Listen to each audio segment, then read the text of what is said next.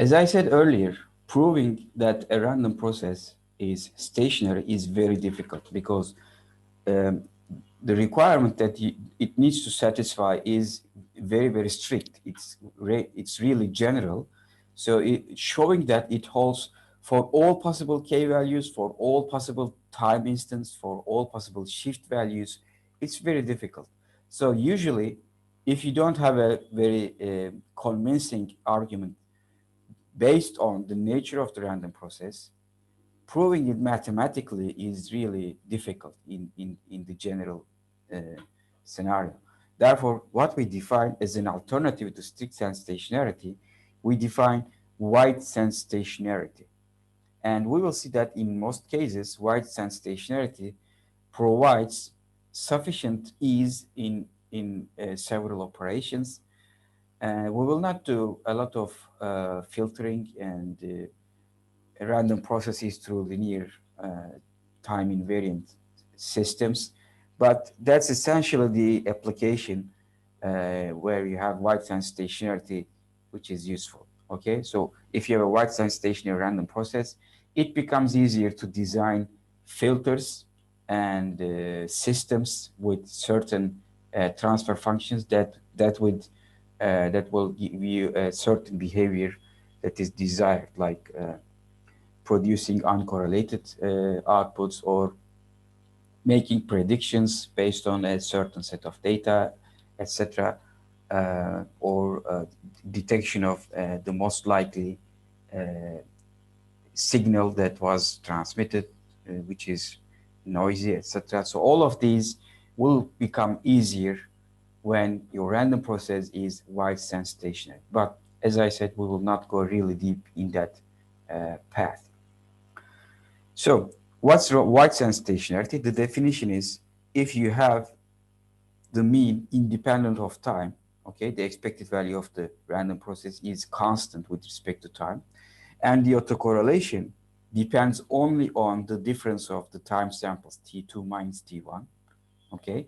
If these two are satisfied, as you see, nothing here with respect to the distributions, only constant mean and autocorrelation depending on the separation of the time in instance. Okay, if you have these two, we say that random process x of t is wide sense stationary.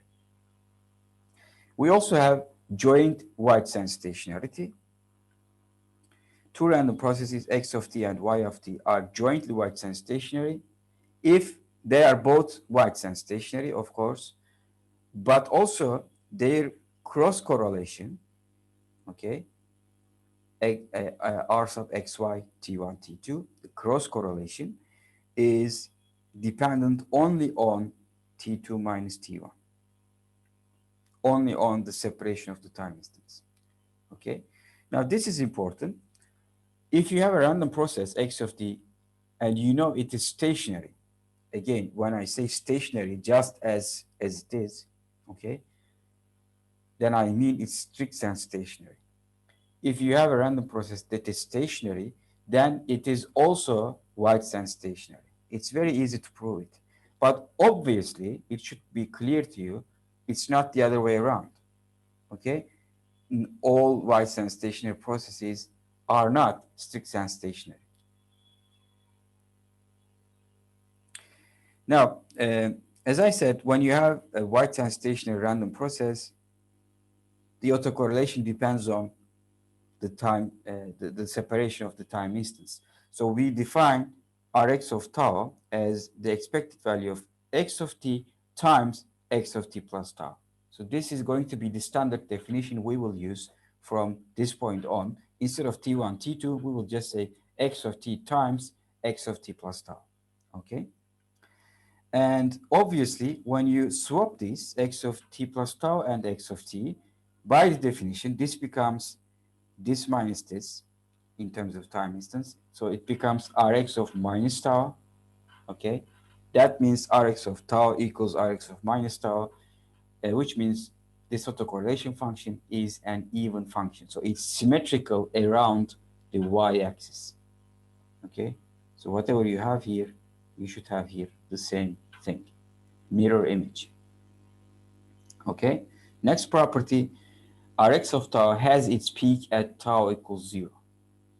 Okay, you can prove this by first computing these two expectations, x of t plus tau minus x of t, take the square. So you know that it will be a non-negative quantity, but if you expand this, x of t plus tau square plus x of t square minus 2 times x of t plus tau. So you have two autocorrelations at 0 coming from x of t plus tau square, x of t square, because essentially you see x of t square is, well, it's just autocorrelation evaluated at 0 because it's x of t times x of t plus 0.